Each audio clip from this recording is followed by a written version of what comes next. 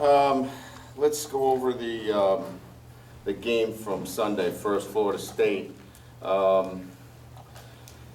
had a lot of young players involved, and this is not to set up the mea culpa. That was a disappointing performance. Nobody's happy with it. Nobody from LSU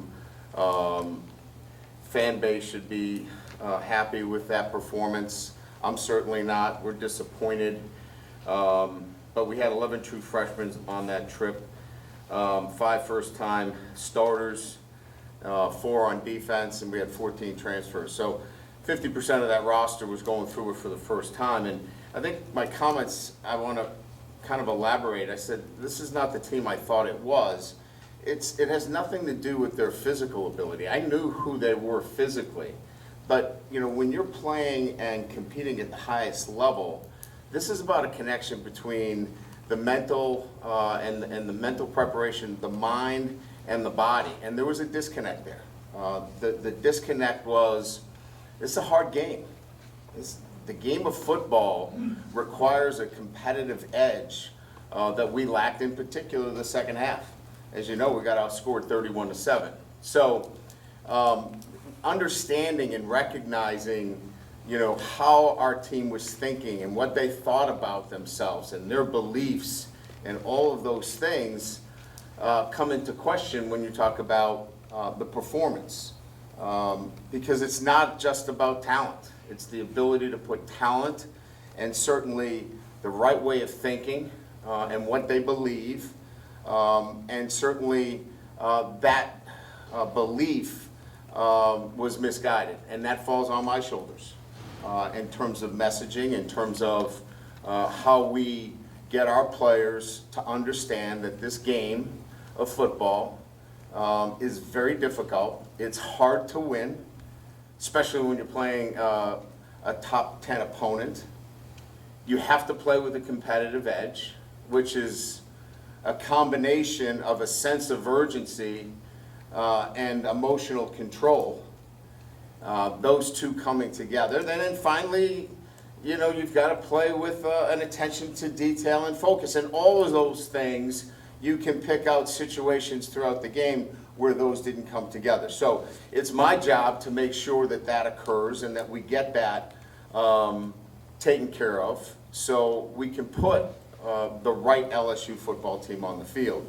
And that didn't happen. That falls on my shoulders.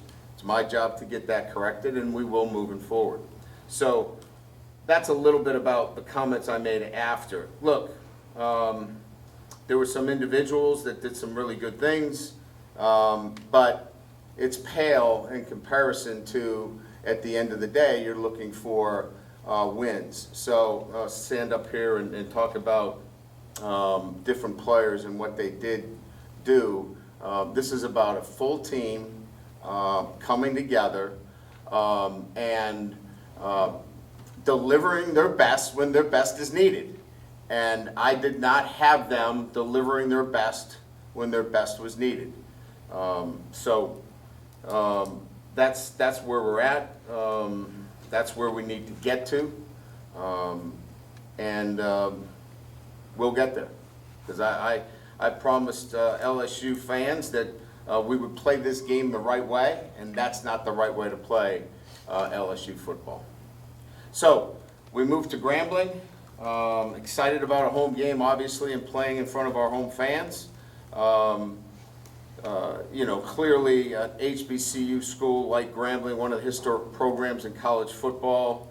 We all would identify Grambling with the great history of titles and national titles, and certainly great players in Buchanan and Doug Williams, and certainly the great Eddie Robinson. So Hall of Famers and Willie Brown, I could go on and on.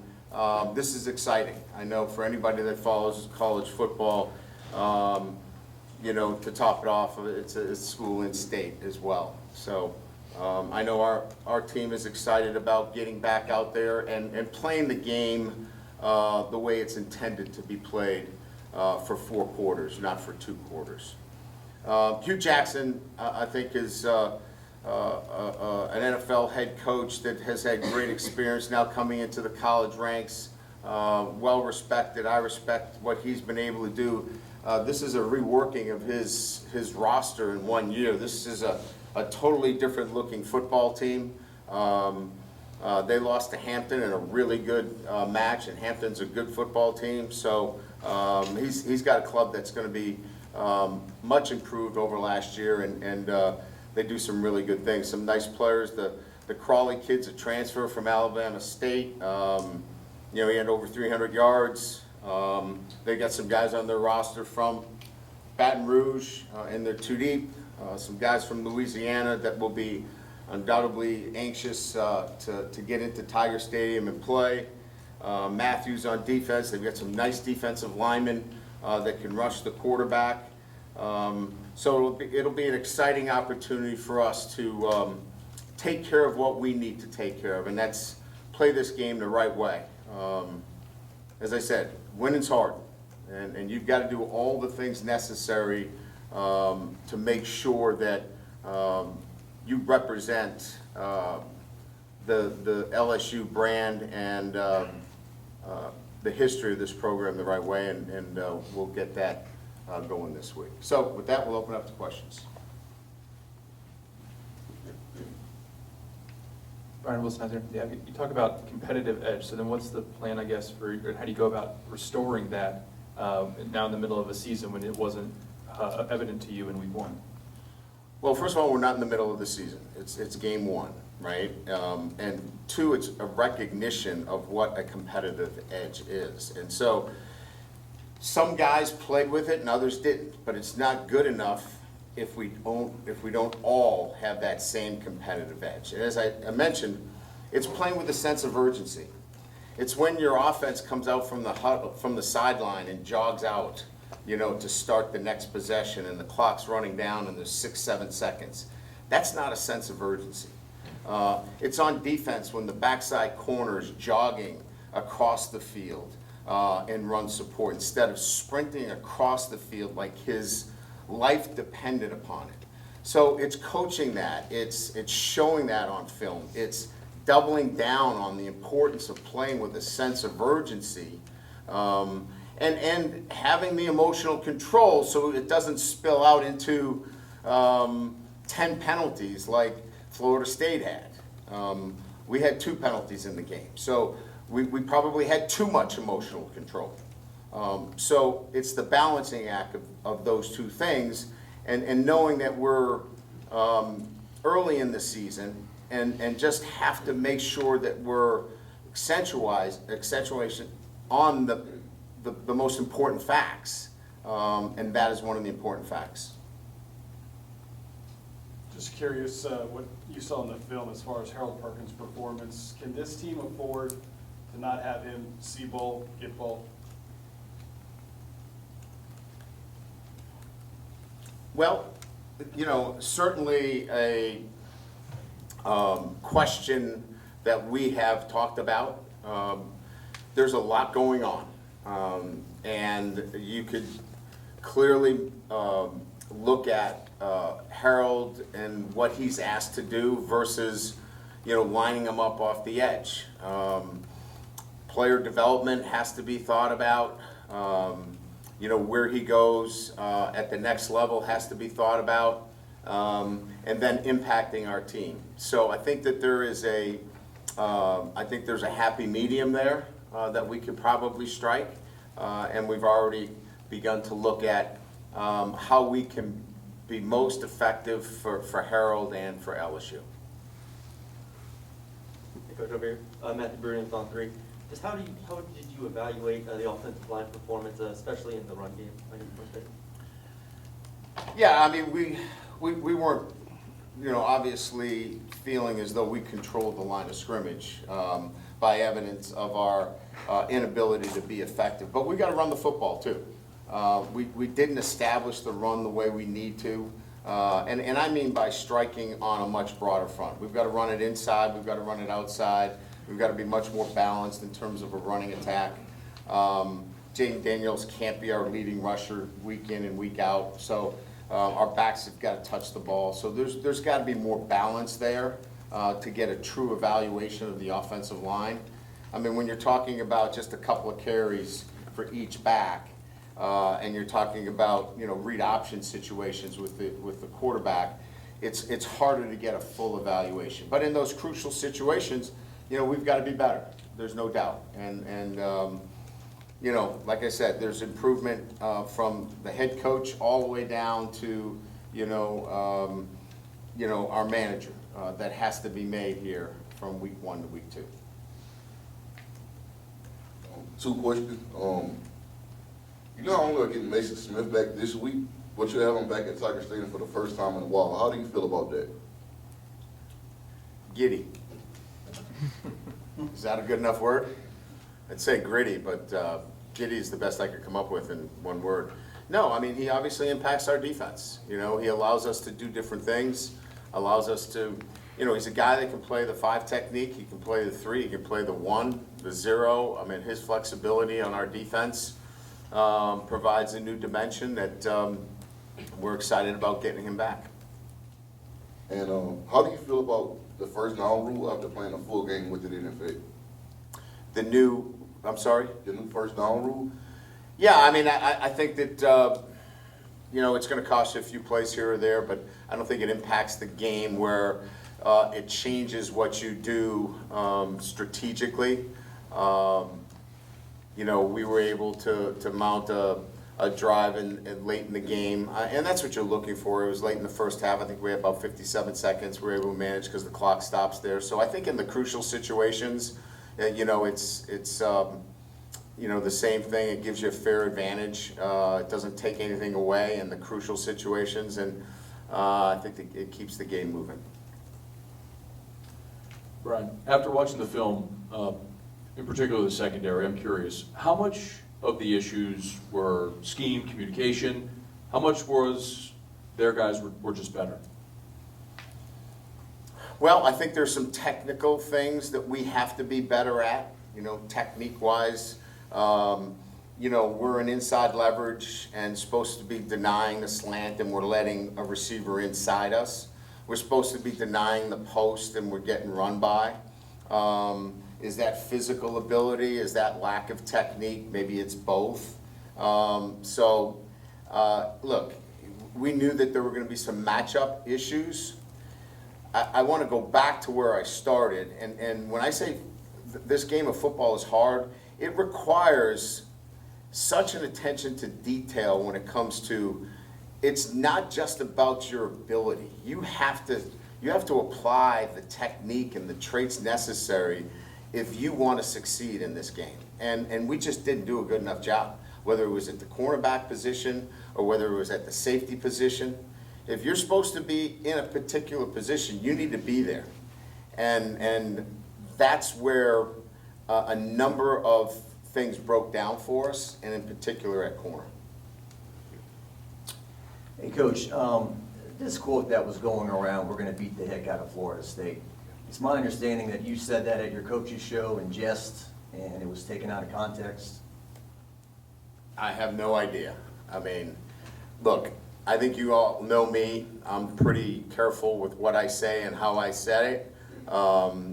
Never have I been cavalier or disrespectful to an opponent in my 33 years. So if somebody wants to prop up a comment like that and inflate it into something that it is not, that's what social media is about today. But I have nothing but the utmost respect for Coach Norville. I know who the opponent was.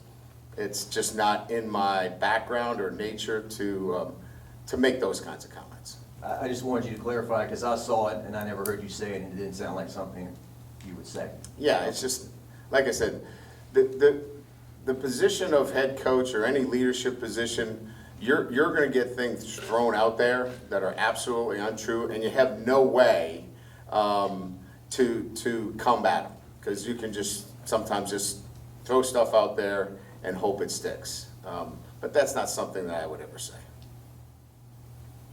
Hey, Coach, Glenn West, Go 247. I know you had mentioned last week that you were impressed by some of the progress the freshman class have been making. Do you expect, I mean, after a game like that, to have a lot of questions about kind of personnel and if those young guys might get some more opportunities going forward, or how do you kind of evaluate that aspect of it?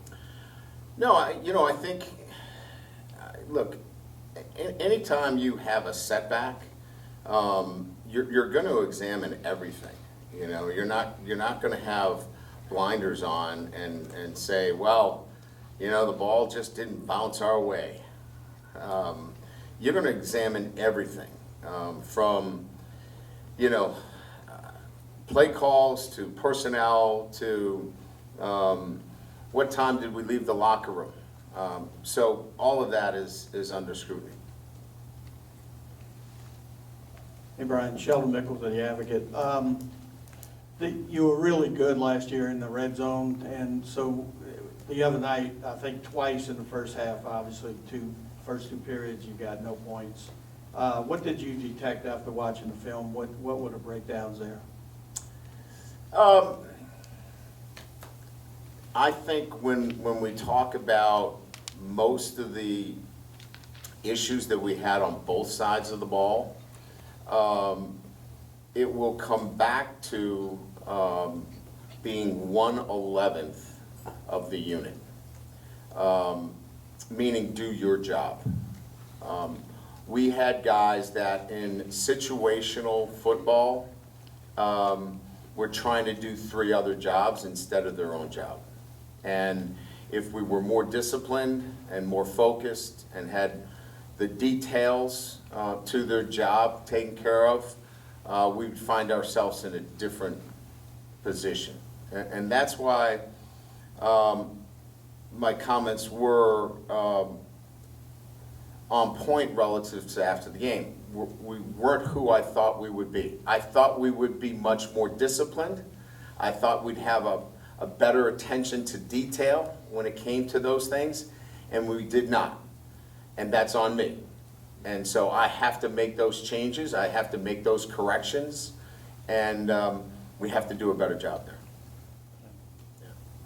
Brian, when it comes to Aaron Anderson, is he going to get a chance to continue to catch punts after having the month? And would you like to see him more involved in the offense moving forward? Yes, he's going to stay back there. Look, he's got to catch the football. And with him, it's the fundamentals, right? It's high hands, elbows in, square platform. It's the stuff that we talk about ad nauseum from day one. And he gets away from that a little bit. He goes back to these old beliefs of, I'm better than everybody, and I can just do it. And that just doesn't work, especially when you got cats running down the field and they're on you before you know it. And then you make a slight move and, you're off-centered a little bit and the ball can squirt out. So we just got to get him to be more disciplined, keep working with him. He's a young player.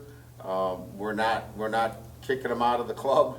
We're going to keep working with him. And then, there's then that natural progression of, getting him back involved in more of the offense.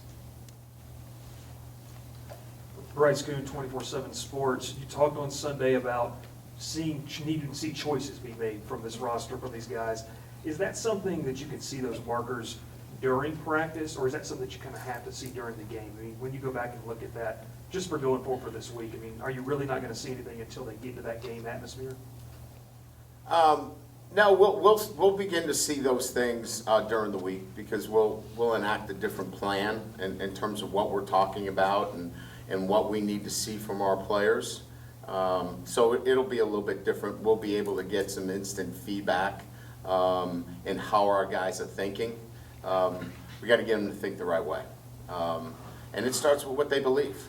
And if you believe in the things that we're talking about and you're invested in them, then you're going to think the right way. Yeah, Brian, right here, injury report update and a John Emery update. Injury report would be Amani would still be questionable, and then the only one would be Anderson, which would be probable. And then Emery update, John Emery?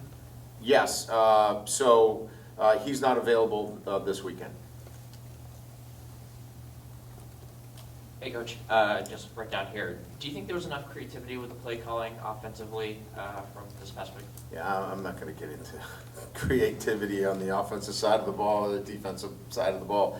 Look, our execution wasn't where it needed to be, right? You saw fourth down. I mean, we didn't execute to the level that we needed to execute. And then, you know, we scored 7 points in the second half. We had miscues.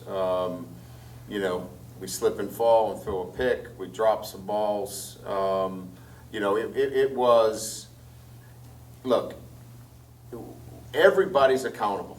The offensive coordinator, the head coach, the wide receiver, the quarterback. We win and lose together in this. So, you know, whatever narrative that we want to paint in this game, yeah, everybody could have been better. Yep. Coach has time for 2 more. Kyle? Brian, I'm just curious, how much does last year's past history help in this process moving forward? Obviously, different score, but same results, and you guys were able to achieve a lot last year. Just curious, does the schedule also help you build this team as it progresses? The circumstances are a little bit different. You know, this team in itself requires, each year's different, you know. This team is a different team than last year's. So, and, you know, I had a reasonable expectation that we could be a little bit further along. You know, we have to go back and make sure that we put another coat of paint on this, is what I'm saying. And that's really the most important thing, and then we'll see where it goes from there. The teams last year were able to take hold of, you know, how hard it was to win. They had the taste of finishing last. This group did not. So it's a different team, and this will have different challenges. Hey, Coach, over here. Jason Sherman, Ground Football. I know you talked about the passing game with Jaden Daniels. There were some plays that y'all made, obviously, but the drop passes, the inconsistencies there. So just elaborate on just the passing game, what you thought about that overall throughout the entire game. Yeah, I mean, I think there's, I could go through a number of different situations. You know, we don't get to the chains on 3rd and 5. You know, we're short on the chains. What are you thinking in those situations? You know, what's your thought process? You know, we've got a drop here on 3rd and 6. You know, we're trying to turn up field. Let's secure the catch. You know, we're 4th and 1, and you know, we're trying to make a play instead of, you know, reading what the defender is giving you. You know, I could elaborate further on defense. You know, we're spinning down a safety to sit in the curl. He's watching the quarterback. You know, we could have been more creative with play calling. We could have been better defensively and making some less spy calls and bringing more pressure. I mean, I could attack the whole thing. The bottom line is I've got to get our football team thinking the right way and play with a competitive edge. And football, this game of football, it is hard to win. If you don't play with a competitive edge, if you are not locked in and disciplined and focused, we can have a conversation about all these things all the time. If you have a competitive edge, if you recognize how hard this game is and you're focused, none of the crap that I just mentioned will matter because they'll overcome it. Thank you, Coach. Okay, thank you. Thank you.